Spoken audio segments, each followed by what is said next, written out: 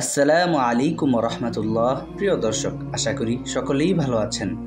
বিশ্বনবী হজরত মুহাম্মদ সাল্লাল্লাহু আলাইহি ওয়াসাল্লামের শাফায়াত পাওয়া মুমিন মুসলমানদের জন্য অনন্য সৌভাগ্য।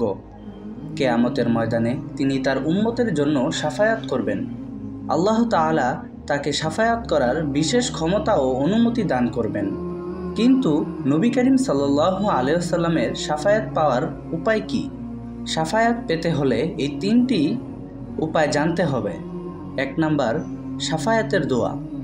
আল্লাহুম্মা রযুকনা শাফাআতা নাবিয়িকা, অর্থাৎ হে আল্লাহ, আমাকে তোমার নবীর সুপারিশ দান করো। ২ নাম্বার, শাফায়াত পেতে তাওহীদের জিকির।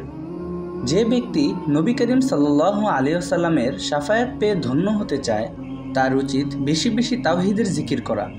হাদিসে এসেছে, হযরত আবু হুরায়রা রাদিয়াল্লাহু তাআলা আনহু বর্ণনা করেন, রাসূলুল্লাহ সাল্লাল্লাহু আলাইহি ওয়াসাল্লাম বলেন, কিয়ামতের দিন সবথেকে সুখী ব্যক্তি সেই হবে যে আমার সুপারিশ পাবে, আর সে হলো যে অন্তর বা নফস থেকে ইখলাস তথা একনিষ্ঠর সাথে বলে লা ইলাহা ইল্লাল্লাহ। ৩ নাম্বার, আজানের পর দোয়া ও দুরূদ পড়া।